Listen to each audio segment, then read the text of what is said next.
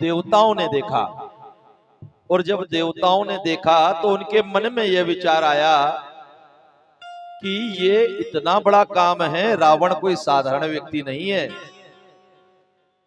चारों वेदों का प्रकांड विद्वान, और जिसने भगवान शिव की स्तुति करते हुए अपने शीशों को पुष्प के जैसा, जैसे हम फूल तोड़ लेते हैं वैसा अपने शीश को काट काट कर भगवान शिव को अर्पित किए हो, और जिसने भगवान शिव को प्रसन्न करने के लिए एक स्तोत्र की रचना करी हो। कौन सा स्तोत्र? तांडव स्तोत्र। जटाटवी गलज्जल प्रवाह पावितस्थले गले अलंब लंब तंबुजंग तुंग मालिकम डमट डमट डमट डमट निनाद मड्डमरवया चकार चंड तांडव तनो तुना शिव शिव। भगवान शिव का ध्यान आ गया, और भगवान शिव का ध्यान करते करते जब रावण का नाम आया इस कथा में, तो रावण के इष्ट आराध्य भगवान शिव, उनके चरणों में हमने प्रणाम कर लिया। वो भक्त है, वो बल संपन्न है, वो विद्या संपन्न है, वो ज्ञान संपन्न है।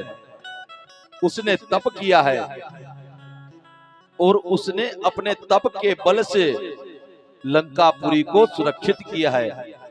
ऐसी लंकापुरी में हनुमान जी प्रवेश करने जा रहे हैं, और जब प्रवेश करने जा रहे हैं तो देवताओं के मन में विचार आया कि हनुमान जी इस पुरी में जब प्रवेश करेंगे तो क्या वो बल, वो विवेक, वो ज्ञान उनके पास है? और किस बात की परीक्षा ली? जात पवन सुत देवन देखा, जाने कहु बल बुद्धि विषय का। बल, बुद्धि और इनकी विशेषता क्या है, इसकी परीक्षा ली। और कौन आया परीक्षा लेने के लिए? सुरसा। सुरसा नाम अहिन के माता। एक सुरसा है और एक मनसा है। मनसा जो है वो नागों की मां है, और सुरसा जो है वो सर्पों की मां है। दो प्रजाति है, एक नाग और एक सर्प। तो सर्पों की माता सुरसा देवी आई है। एक संत हुए श्री धर्मेंद्र जी महाराज, राजस्थान के हुए। उनका कहना पड़ता है, सुरसा है रस वासना और सकल भोग है व्याल। सुरसा कौन है? रस वासना, विषयों की वासना सुरसा है। और कई संतों का यह भी मत है कि जो सुरसा है वो क्या है? प्रतिष्ठा। अब उसने अपना मुंह खोला। जैसे ही आप भगवान के कार्यों में आगे बढ़ते हैं तो एक साधक के लिए और एक भक्त के लिए, साधक के लिए क्या होता है? जैसे ही साधक साधना में आगे बढ़ता है तो स्वयं उसके पास भोग चल चल कर आते हैं, और यही कारण होता है कि साधक भोगों में फंस जाता है। हम देखते हैं कि कई साधु संत महात्मा भोगों में फंस करके संसार में अपनी दुर्गति करा लेते हैं, और दूसरे जो समाज सेवा के कार्य के लिए, भगवत कार्य के लिए चलने वाले लोग हैं, समाज सेवी लोग हैं, कई लोग प्रतिष्ठा में अपने आप को गवा लेते हैं। जैसे ही कुछ अच्छा काम करा तो लोग क्या करते हैं? तारीफ करना शुरू करते हैं, और तारीफ करना शुरू करी तो तारीफ कैसी होती है? तो उसके बारे में आगे गोसाई बाबा ने बताया कि जस जस सुरसा बदन बढ़ावा। हनुमान जी ने अपना रूप बड़ा कर लिया कि मैं तेरी तारीफ में नहीं आऊंगा, मैं तो उससे बड़ा हूं, तेरी तारीफ से बड़ा हूं। तो सुरसा ने अपना मुंह दुगना कर लिया। फिर 16 योजन मुक्त ठय हो, हनुमान जी ने 32 योजन का अपना शरीर कर लिया कि मैं तेरी तारीफ से, तेरी प्रतिष्ठा से बड़ा हूं।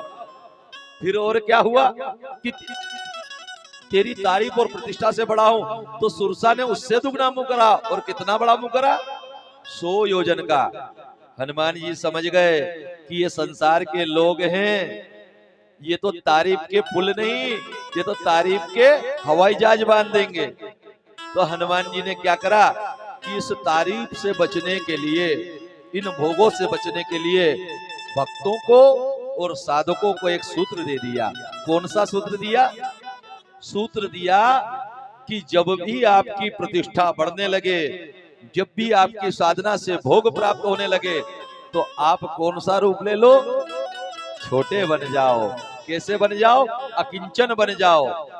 और कैसे बन जाओ? अपने आप को भगवान का अदना सा भक्त जान लो। हनुमान जी ने अपना रूप छोटा करा। यदि आप सोचो हनुमान जी भी अपना रूप बढ़ाते जाते तो हनुमान जी भी तो बढ़ा सकते थे ना रूप, लेकिन क्या होता कि उसने 100 योजन करा, हनुमान जी ने 150 योजन करा, उसने 200 योजन करा। फिर हम और आप पूछते कि कथा कितने योजन पे चल रही है, कथा कितने योजन पर चल रही है। सुंदरकांड में जब लोग पूछते फोन लगाकर, भैया सुंदरकांड कितने योजन पे पहुंचा, क्योंकि ये तो बढ़ता ही चला जाता। इसलिए भक्तों के लिए, साधकों के लिए श्री हनुमान जी महाराज सूत्र देते हैं और क्या कहते हैं कि जब भी आपकी प्रतिष्ठा बढ़े, जब भी आपकी लोकप्रियता बढ़े, जब भी आपके पास साधन और सुख चलकर आने लगे, तो आप अपने आप को अकिंचन बना लेना, भगवान का दास बना लेना, छोटा बना लेना। क्यों? क्योंकि जब आप छोटे बन जाते हो तो सुरसा का मुख तो 100 योजन का है। हनुमान जी ने क्या करा?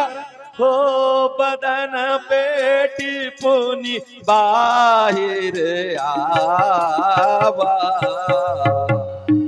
मांगा विदाता ही सिर नावा।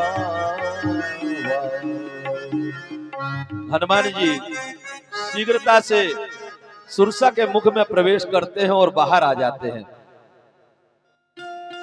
आप इस बात को एक सूत्र के रूप में ले सकते हैं कि जब भी आप कोई अच्छा कार्य कराएं, अक्सर भक्त लोग जब कोई कार्य कराते हैं तो आजू बाजू के लोग सराहना करने लगते हैं कि आपने बड़ा अच्छा कार्यक्रम कराया, आपने बहुत अच्छा। हम तो इतने दिनों से हनुमान जी के पास रहते हुए हनुमान जी के सुंदरकांड को पढ़ते हुए भी इस रहस्य को नहीं जान पा रहे थे। आपके द्वारा किया हुआ कार्य तो बड़ा अच्छा है। तो आप अपने आप को छोटा बना लेना कि मैं कौन होता हूँ। सब करने और कराने वाले श्री हनुमान जी थे और हनुमान जी ने करवा लिया, और आप लोगों के द्वारा मुझे श्रेय और सम्मान दिलवा रहे हैं। स्वयं को छोटा बना लोगे तो आपका कर्म जो है वो महान हो जाएगा। और यदि आप भी कलयुग के उस भुलावे में आ गए, जिस भुलावे को कहते हैं कि एक बार ब्रह्मा जी की सभा लगी हुई थी ब्रह्मलोक में, तो ब्रह्मलोक में तो इसका जब ब्रह्मलोक में सारे ऋषि देवता साधु संत बैठे हुए और वो बैठे बैठे वेदों का उच्चारण कर रहे हैं, उतने में ही क्या देखा कि एक महात्मा हाथ में कमंडल लिए हुए, एक हाथ में कुशा लिए हुए और इस प्रकार से जल से पवित्रीकरण करते हुए ओम पवित्र पवित्र हो वाह करते हुए प्रवेश कर रहे हैं। ब्रह्मा जी देखो तो चकित हो गए कि अरे सारे संसार में परम पवित्र होने के बाद तो कोई ब्रह्मलोक में आ पाता है। ब्रह्मलोक में कोई ऐसा व्यक्ति पहुंचता ही नहीं है जो पवित्र ना हो, और इतना पवित्र स्थान को भी ये पवित्रीकरण कर रहा है। कौन है भाई? सब लोग उठ के खड़े हो गए कि भैया जो ब्रह्मलोक को पवित्रीकरण करके पांव रख रहा है एक एक कदम आगे, तो ये तो कोई बहुत बड़ा महात्मा होगा। ब्रह्मा जी भी सोचे कि कहीं ऐसा तो नहीं कि कोई दूसरे ब्रह्मलोक से आ गया हो कोई महात्मा। अब क्या हुआ, और आगे बढ़े, उनको आसन दिया गया। आसन दिया गया तो बोले नहीं ये तो अपवित्र है, मैं शासन पर नहीं बैठूंगा। फिर सब तरफ देखा उन्होंने, आखिर में ब्रह्मा जी से कहते हैं कि आपकी गोद में बैठ सकता हूं मैं। और ब्रह्मा जी की गोद में आकर के बैठने के लिए उन्होंने पवित्रीकरण करके, और जैसे ही बैठे तो क्या देखते हैं कि ब्रह्मा जी ने जब पास से देखा तो कहते अरे पुत्र दंभ, तुम यहां? तो दंभ मुस्कुरा दिया। दंभ समझते हैं ना, कोई बात का जब हम दंभ भरते हैं, दम्भ को हम ये कह सकते हैं कि दिखावा।